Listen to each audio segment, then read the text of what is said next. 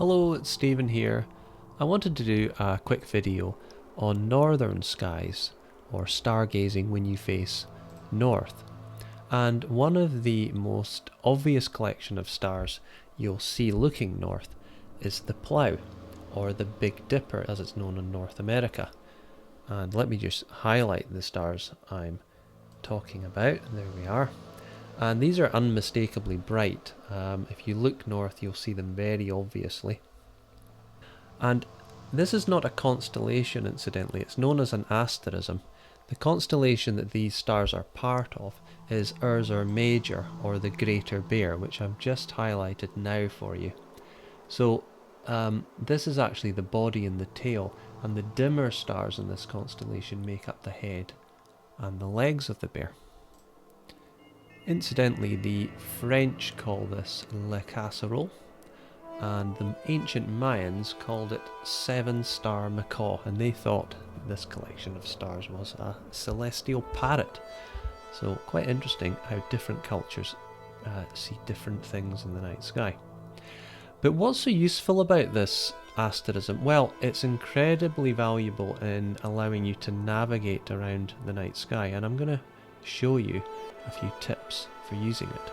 So first of all, if you locate the two side stars on the right hand side of the bowl, if you like, these are Merak and Dub, and if you make an imaginary line running through them and you continue all the way up to the next brightest star, you will get to Polaris, the North Star. Now, what's special about Polaris, because it's not particularly bright, as you'll discover if you sight it, is the axial pole of the Earth as it rotates points pretty much directly at Polaris. That's where the name comes from. And therefore all these stars in the night sky appear to rotate anti-clockwise around Polaris, apart from Polaris itself, which will stay static. Now let me quickly show you a simulation of that. If I were to advance time, this is over successive hours, this is what the night sky will appear to do. It will rotate anti-clockwise around Polaris. Let me just push it back. Now if you think about it, the Earth rotates, it makes a full rotation every 24 hours. So if you can sight Polaris and the Plough, you kind of have a clock in a way, because every 90 degrees that the Plough swings around is going to be 6 hours worth of time. So there's Polaris. One other thing that you can use Polaris to do is to determine your latitude. If you can measure the angle from the horizon to Polaris, where I am in Inverness, it would be 57 degrees, and that tells me I'm 57 degrees north. If you were close to the North Pole, of course, Polaris would be directly overhead, which would be 90 degrees. So there's the North Star. Now let me move on to show you another couple of pointer stars. Let's look at the other side now of the Plough. So that was the right hand side stars. If we look at the left hand side stars and we follow these up, and we kind of curve round a little bit, curve down, we get to a really bright star, which is Vega. And I talked about Vega in another video recently. It's about 25 light years away. It's an incredibly bright star, and it is in the constellation Lyra. Let me go back.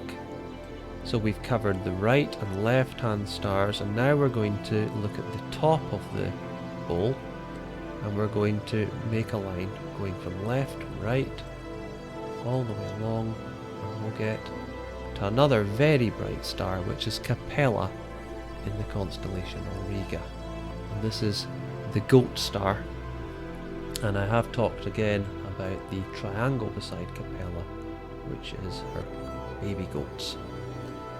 Let's go back.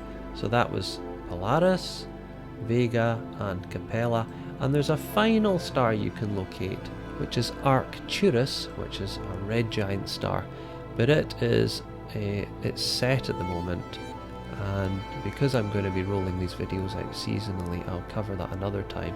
But essentially you form an arc with the handle stars of the Plough, and you go down and you can find Arcturus, which will have set already. Incidentally, the time for this video is round about 6:30 PM in the evening. If you go out later, obviously the Plough will have rotated higher in the sky, so be aware of that. Now, just a couple of other interesting things about the Plough. You might see this in the video at this resolution, but this is actually a double star, so I'm going to click on this star here, Major. Now, if you've got good eyesight, you should be able to see that there's another small star beside it. And better still, if you use binoculars and zoom in, you should see something like this. And the accompanying star is Alcor, and this is also known as the Horse and Rider, this double.